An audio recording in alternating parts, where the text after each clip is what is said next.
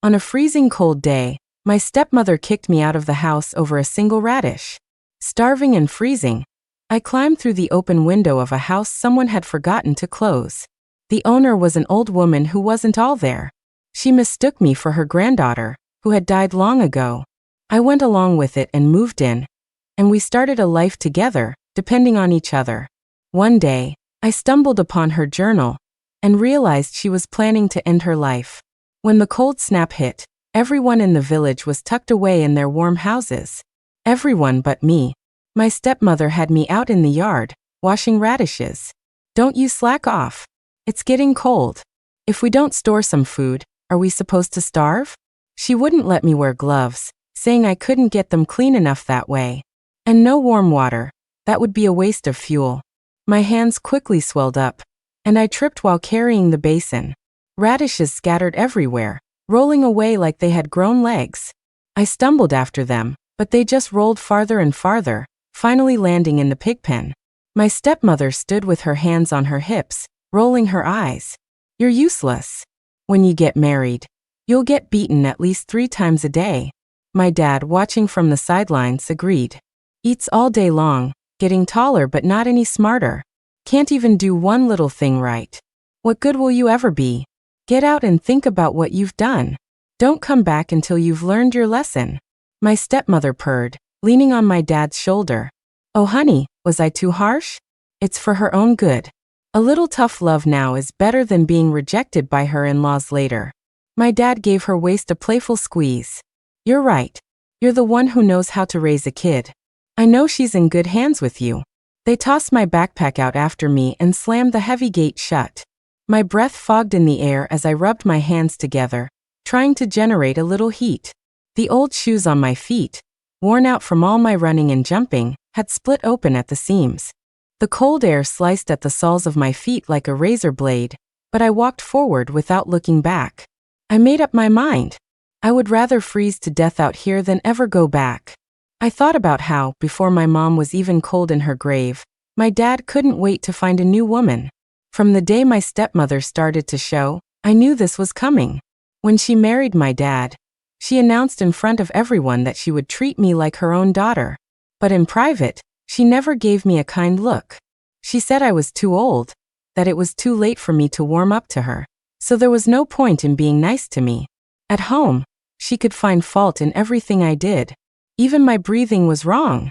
She couldn't stand me and had suggested sending me to my grandma's more than once. But my grandma was gone, and I'd lost touch with my uncle. I was truly unwanted everywhere. I walked farther and farther, until I reached what seemed to be the edge of town. Ahead of me was a block of rundown houses slated for demolition, completely empty and dark. It started to rain. If I didn't find shelter soon, I wasn't going to make it. I slapped my face a few times, trying to stay awake. My leaden legs moved forward on instinct. A tiny, star-like light flickered in the distance, growing bigger, like a flame. It was a half-open window. Seeing no one around, I climbed inside. A wave of warmth instantly enveloped me. For a moment, I thought of the little match girl.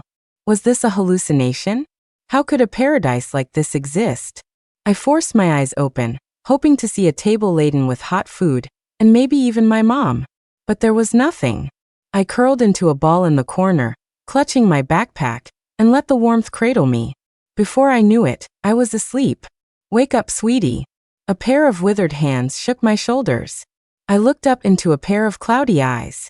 My face flushed red, like a thief caught in the act. "You must be the housekeeper my son hired, right? Sleeping on your first day? Do that again, and I'll have to dock your pay." She put on a stern face. I stammered, trembling, and finally nodded guiltily. She waved a hand at me, telling me to stop dawdling and get to work. "Look at this mess. This place needs a good cleaning. I'm hungry. Go make me a bowl of noodles. Let's see what you can do. If it's not good, I'm not keeping you." I scrambled to my feet and fumbled around until I found the kitchen. Amid the clatter of pots and pans, I made a bowl of noodles and even fried an egg on top. I nervously brought the food to the dining table and helped her over. She glanced at it with disdain. "You call this cooking? You expect to be a housekeeper with skills like these?" Just looking at it makes me lose my appetite. I stood there, not knowing what to do, my hands nearly tearing holes in my clothes. You eat it. It's a shame to let it go to waste. She turned and went into her bedroom, leaving me alone in the dining room. I sat down and scarfed it down. I figured I was going to be kicked out soon anyway, so I might as well leave with a full stomach. Just as I swallowed the last spoonful of broth, the old woman came out. She carried a set of bedding and tossed it into the guest room, then jutted her chin toward me. You'll stay here from now on. It's close to my room. Don't sleep too soundly at night. If you hear anything, come over. With that, she went to bed. I lay on the bed and pinched myself hard. It hurt. It wasn't a dream. I didn't dare close my eyes all night. My ears peeled for any sound from the next room. The old woman's snores rose and fell, and for some reason, they were deeply comforting. As soon as it was light, I left with my backpack. I had to find a way to earn money fast.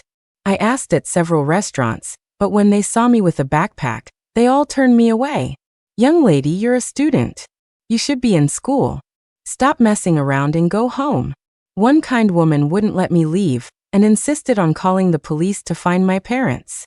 I was so scared I bolted. I grit my teeth, swearing I would survive on my own. If no one would hire me, I could at least collect cans and bottles. There had to be a way for me to eat in this world. I rummaged through trash cans in half the city, and the money I made from the bottles and cardboard was just enough to buy a bowl of beef noodle soup. After I ate, I spotted a supermarket unloading a delivery truck and shamelessly went over to offer my help. The owner took pity on me and promised to give me $50 if I helped finish the job. Having a tough time, kid? Don't worry. We've got our own two hands. As long as you're willing to work hard, you won't starve. I jumped onto the truck and started hauling boxes down without a word. It was a shipment of food, drinks, instant noodles, bread, spices, and more. To make sure I earned my pay, I specifically chose the heaviest boxes. Sweat soon blurred my vision. I clenched my jaw so hard it clicked, moving like a robot on overdrive. A few of the women working there saw me and called out, "Take it easy, kid. Take a break." When I got the money, I was so thrilled I let out a few shouts at the sky.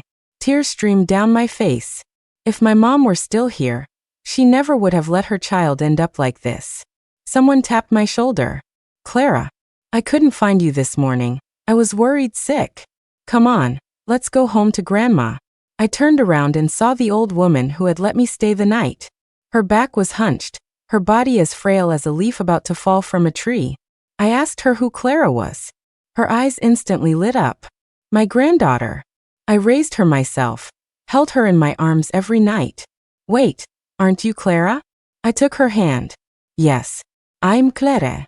On the way back to her house, a few neighbors pointed at me. "Look, the old lady found another stray. Hasn't she learned her lesson?" I know, right? At her age, you'd think she'd have a better memory. No wonder her son can't stand her. Must be tough, dying all alone. She clutched my hand tightly, as if afraid I'd disappear if she blinked. There, Clara. Grandma will make you some dumplings." She rolled up her sleeves to knead the dough, occasionally wiping her eyes on her apron.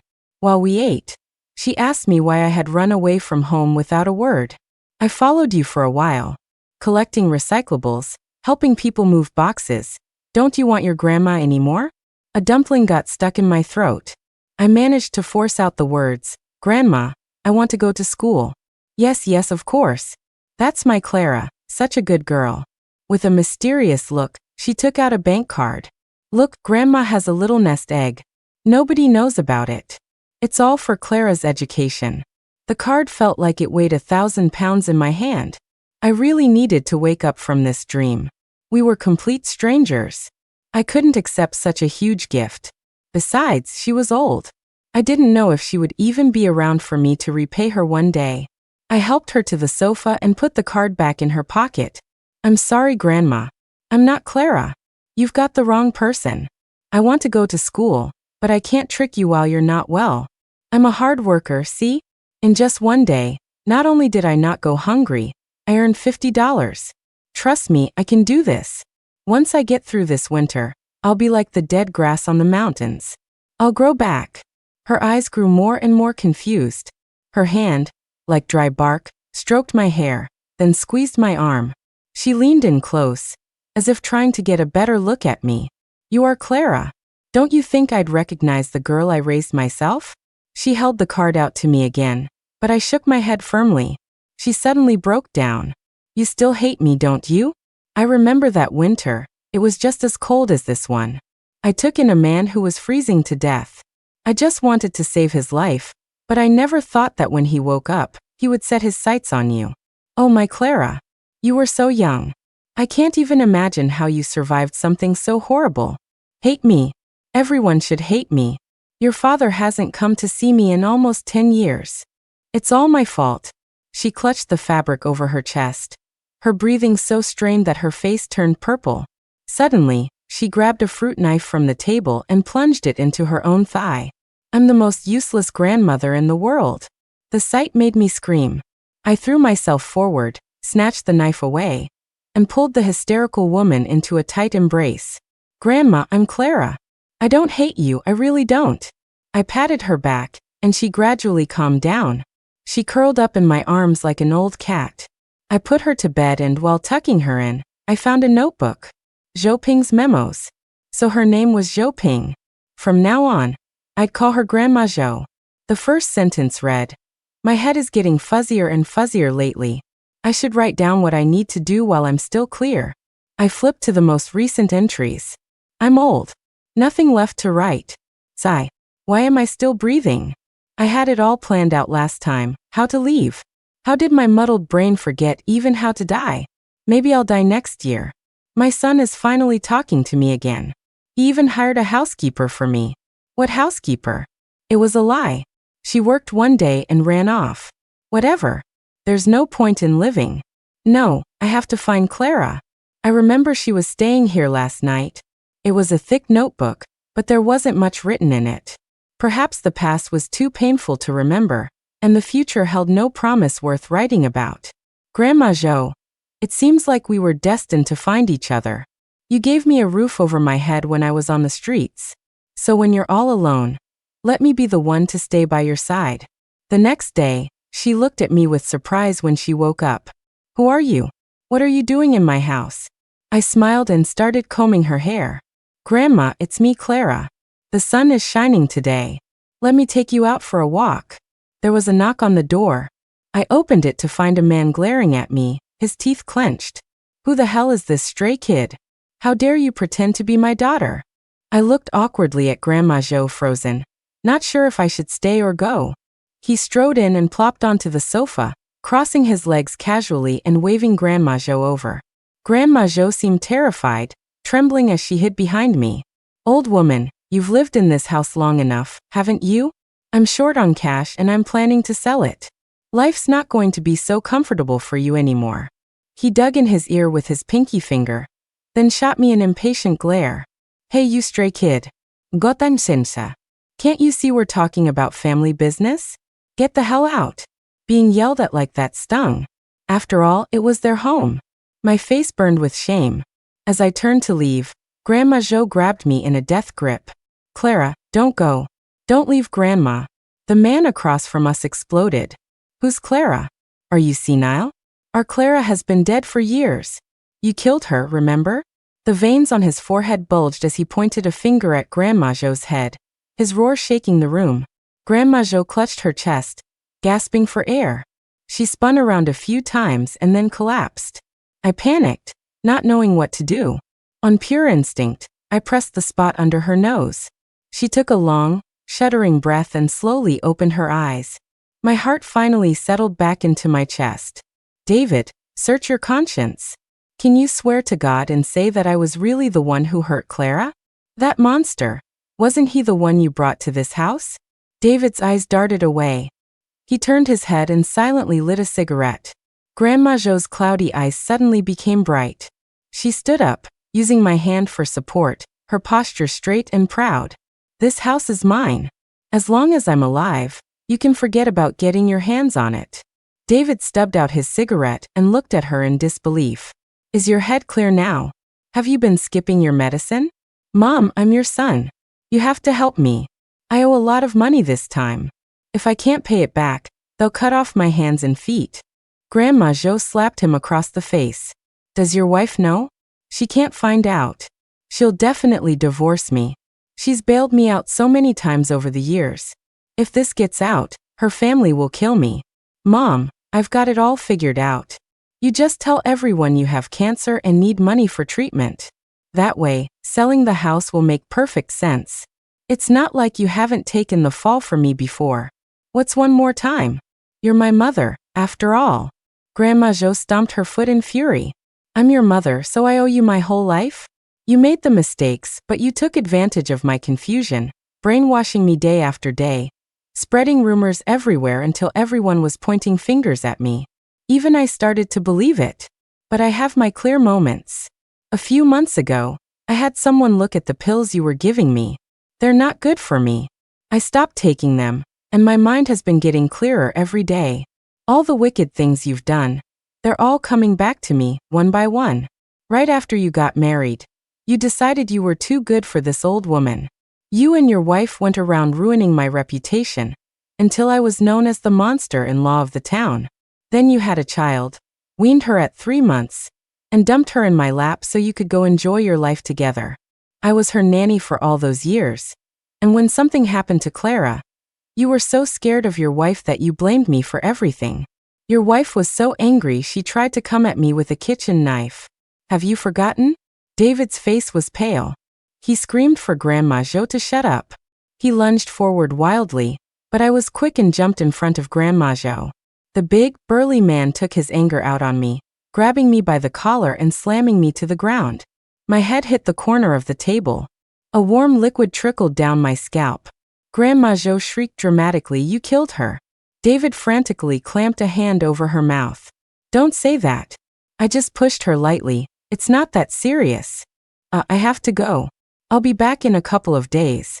This house is getting sold one way or another. Grandma Jo helped me up, pressing under my nose and patting my face. I snapped my eyes open and made a goofy face at her, which made her jump. Don't worry, I said. I'm tough. We looked at each other and smiled, as if we'd both been reborn.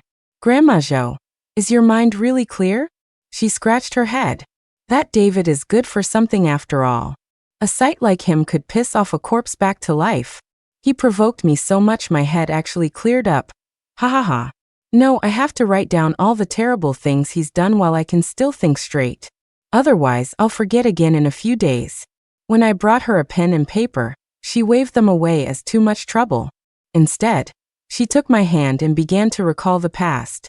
It turned out that when Grandma Jo was young, she was a woman of poetry and art. She loved to read and paint, and had been an elementary school teacher for a few years. Later, she married Grandpa Jo, a kindred spirit, and they were deeply in love. If there was one regret, it was that they were never able to have a child of their own. A doctor's diagnosis dashed their hopes, so they adopted a boy and named him David. The old man doted on David, spoiling him absolutely rotten. The boy grew up completely entitled, with no gratitude for his parents. When David was 20, his parents were in a car accident. Grandpa Jo died on the spot, and Grandma Jo was left with a brain injury that required lifelong medication. That's when her mind started to go, and David began to resent her for it. Later, with his good looks and a silver tongue, David managed to marry a wealthy woman without spending a dime.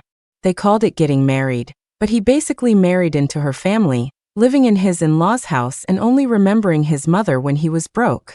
Then Clara was born, and at just 3 months old, David and his wife brought her over. Mom, you didn't pay for our wedding, so you can at least pitch in with some work. Grandma Jo already felt guilty about her son, always feeling she hadn't done enough, so she agreed without a second thought. She raised Clara, waking up several times a night to give her a bottle, terrified her granddaughter would go hungry. Slowly, the child grew up and became very attached to her. But she never expected this to stir up jealousy in her daughter-in-law. Mom, have you been bad-mouthing me to Clara? Why isn't she close to me? Her daughter-in-law nitpicked everything she did. If the baby got sick, it was her fault. If the baby's clothes were dirty, it was her fault. If the baby had a few snacks, it was still her fault. David, who depended on his father-in-law, didn't dare breathe a word in front of his wife, so there was no hope of him defending his mother. Life went on like this, full of arguments, and the child slowly grew up and started school. That winter, David told Grandma Jo a friend was coming over and asked her to host him. In the snow and ice, the man looked like he had traveled a long way. He knocked once on the door and then fainted from the cold. Grandma Jo helped him inside and called David. On the phone, David lowered his voice. "Mom, I'm drinking with my father-in-law. That guy is an old classmate. I owe him some money, and who knew he'd be so persistent, chasing me all the way out here in this cold. Don't you dare tell my wife, you hear me? If she finds out, she'll skin me alive." As Grandma Jo told this part of the story, her whole body trembled. I was so confused. How could I have let a man I knew nothing about stay in my house? After a few sips of hot soup from Grandma Jo, the man woke up. His eyes darted around the room, finally landing on Clara. Clara was already in middle school, and she had inherited David's looks. She was tall and graceful, like a young sapling. She helped Grandma Jo serve the meal, sweetly calling the man uncle. At the dinner table, Grandma Jo asked him how he knew David. The man didn't hold back. He said they had met at a card table.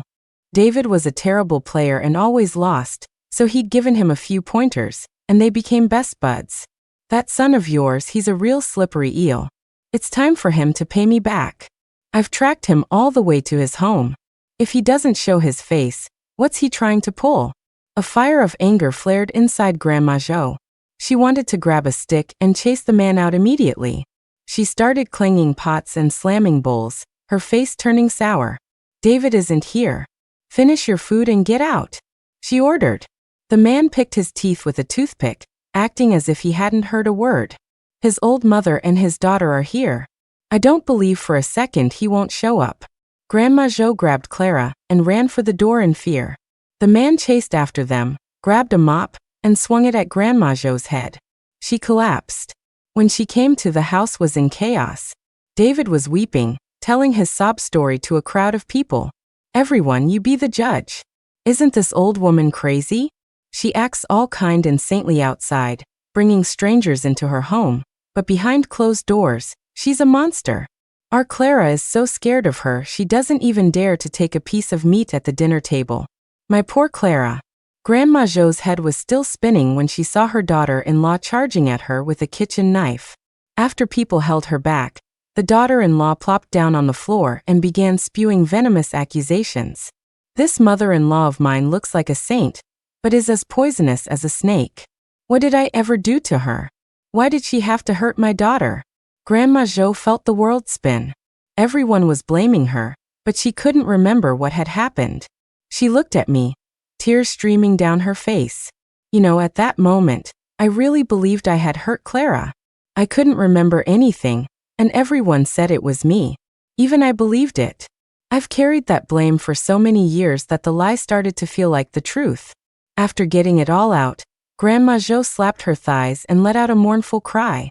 I finally said it. I can finally breathe again. I didn't know how to comfort her. I just squeezed her hand tightly. "Don't be afraid. From now on, we'll only look forward. We won't talk about all those sad things from the past anymore." A few days later, I went with her to the hospital. After a full checkup, she got a new prescription. She told me not to worry. I can't fall apart. I have more important things to do. For my late husband, and for Clara. I accepted her financial help and went back to school. The high school was in town, a few miles from Grandma Jo's house, so I chose to live in the dorm. My grades had always been good, and I did well on my middle school exams and got into the county's top high school. But I had only been back for 2 months of the fall semester when I was called home for my grandmother's funeral. After the funeral, they wouldn't let me go back. My stepmother said I had too many of my own ideas, that reading too many books would make me wild. My dad was already reluctant to spend money on me, so he readily agreed with her. "Honey, it's not that Dad doesn't want to support you. It's just that your stepmom controls the money, so my hands are tied. If you have to blame someone, blame your bad luck. Blame your real mom for dying so young." He even managed to squeeze out a few fake tears. His hypocrisy made my heart sink like a stone. I was kept at home and not allowed to see anyone. When the temperature plummeted, I started acting much more obedient on the surface. My stepmother chose the coldest day of the year to confront me. Her intentions were vicious. In that freezing weather, she either wanted me dead or hoped to force me into a desperate, wrong path. She never could have imagined that I would not only survive, but also make my way back to a classroom. Every weekend, I went back to Grandma Jo's house. I did everything I could to make her happy. Sometimes she'd mistake me for someone else, and I'd just go along with it. Her memo book had new entries. It's good to be alive. I never thought I'd hear laughter in this house again. Seeing that, I felt relieved. To make up for the classes I'd missed, I studied like a maniac, memorizing vocabulary even on my way to the bathroom. My teachers and classmates helped me a lot. My grades improved bit by bit, but I still had some catching up to do. After skipping my weekend visits for a while, I finally made a little more progress. When winter break started, I saw Grandma Jo again. She gave me a mysterious smile. It's all taken care of. It turned out that David had been harassing her non-stop. Left with no other choice, she had collected a sample of his hair and had a DNA test done. She also dug up the old adoption papers from a trunk. Once everything was in order, she consulted a lawyer. In this situation, you can legally sever ties with your adopted son. But at your age, you need to think about who will care for you in the future, the lawyer advised. Grandma Jo laughed. Care for me? He's a gambling addict who has already squandered the inheritance his father left. Now he's after my house.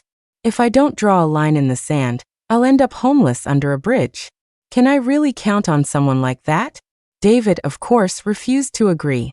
He threw a fit every few days.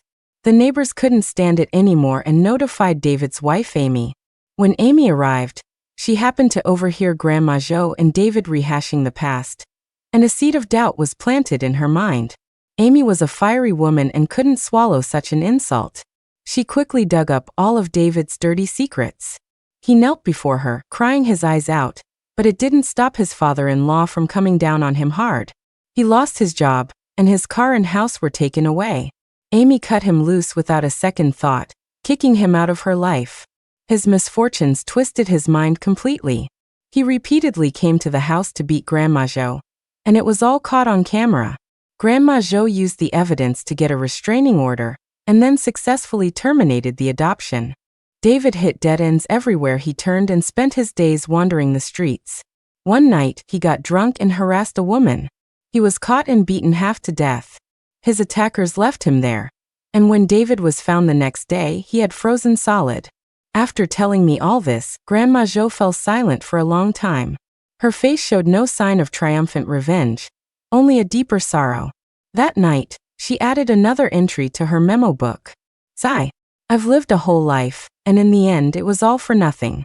It's time for this old thing to close her eyes for good. The next morning at breakfast, I told her I was going to get a part-time job. I'm free during winter break anyway. I found a tutoring gig. I can earn a lot every day. But there's one catch, they don't provide meals. So my dear Grandma, I'll have to trouble you for my 3 meals a day. She stared at me for a moment, then said, so, I am useful for something after all. The tutoring job was near the school, a half-hour bike ride from Grandma Jo's house. My lunch break was 2 hours, so I spent half of it just on the commute. Every time I rushed home, covered in dust from the road, she would have a meal on the table at the perfect moment. The second I sat down, there was a bowl of hot soup waiting for me. Just before the new year, I finished my last tutoring session. The child's mother paid me and insisted I stay for dinner. I had no choice but to call Grandma Jo and let her know. It was almost 8 o'clock when I got home. The winter days were short and the nights were long. I rode my bike under the streetlights as snowflakes began to drift down from the sky. My pockets were full, and so was my heart. The thought of a warm little nest waiting for me ahead made me pedal, so fast my bike practically shot sparks. As I neared the intersection, I slammed on the brakes. There was a familiar figure ahead. She was wearing a thick cotton coat, a hat and a scarf, standing perfectly still in the snow. Snow fell on her head, her shoulders, her eyelashes. The streetlight cast a silver glow around her, like an angel descended to earth. In the blink of an eye, spring arrived with its blooming flowers. I noticed she had updated her memo book again. This old thing has made it through another year. Spring isn't too hot or too cold, so it won't be too ugly when I go. A day later, she added, no. If I go, what will happen to that girl?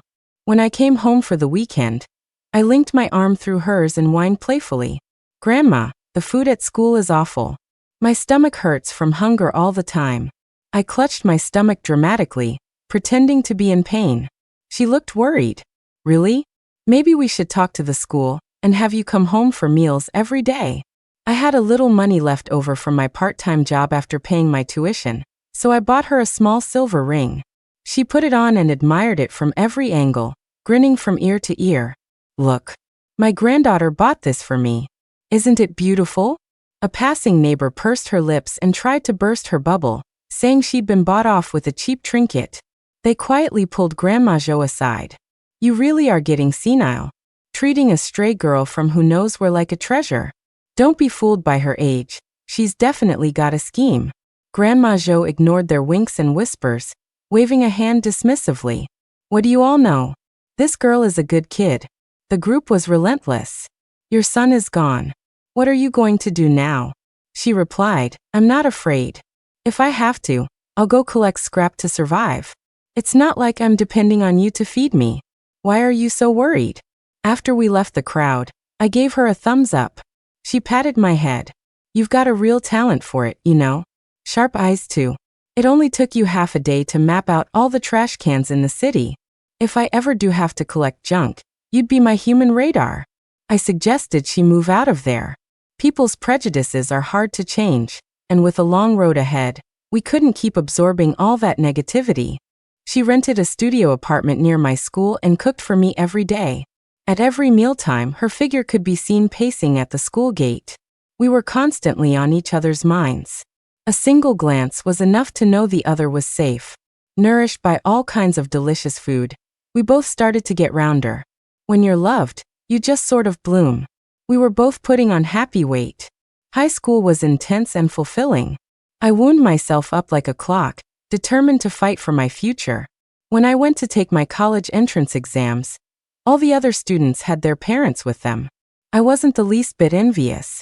The moment I walked out of that house, I had cut ties with them in my heart. With Grandma Jo by my side, I walked into the exam hall full of confidence. I performed consistently well and did great on the exams. When it came time to choose a college, I applied to my dream school in the South. When the acceptance letter arrived, she snatched it from my hands. She leaned over and kissed it a few times, then turned to look at me, as if she could never get enough. Wow, how are you so smart? This is amazing, just amazing. She kept repeating the same phrases over and over. I watched her with a mischievous grin. Grandma, you're holding it upside down. She blushed and flipped the letter over. I know. I did it on purpose. I used to be an elementary school teacher. You know. You think I'd make a mistake like that? The two of us burst out laughing. Without realizing it, it felt like our roles had reversed. Grandma Jo seemed to be getting younger every day, while I was becoming the mature, steady one. My girl is going to be successful. Now Grandma can rest easy. Even if I'm buried in the ground, I'll have no regrets. A few days later, my stepmother appeared before me with a bag of apples, her face blooming into a smile. I heard you got into college. See, all my hard work wasn't for nothing. People really do need to go through some hardship to grow. Kicking you out back then was the right thing to do, wasn't it? She looked at me expectantly, as if waiting for me to say thank you. I wanted to tell her to go to hell. I've never seen anyone so shameless. I spat at her. She grinned and tried to grab my arm, but Grandma Jo stepped up and bumped right into her. Oh my, why did you hit me? Oh no, my head hurt so much. Grandma Jo winked at me, clutching her head as she started to crumple. I shrieked at my stepmother. What are you doing? Hitting an old woman? If something happens to her, can you afford to pay for it? She was completely stunned. What are you talking about? When did I hit her? She bumped into me. Have you no sense? I didn't listen, I didn't care. I just started making a scene, insisting I was taking her to the hospital. Terrified, she shook us off and vanished in a flash. Grandma Jo's eyes crinkled into a smile. Did you learn that? When you're dealing with people like her, You have to be even more shameless than they are. I grabbed her hand, twisting my body like a pretzel. Oh, I'm too dumb. I could never learn in one go. Next time she comes, you'll have to give me a proper lesson. She poked me on the head. You're a lot livelier than when you first came. You're like a little monkey now. It's all your fault for spoiling me. I pouted, nuzzling into her side. After I begged and pleaded, she agreed to take the train south with me.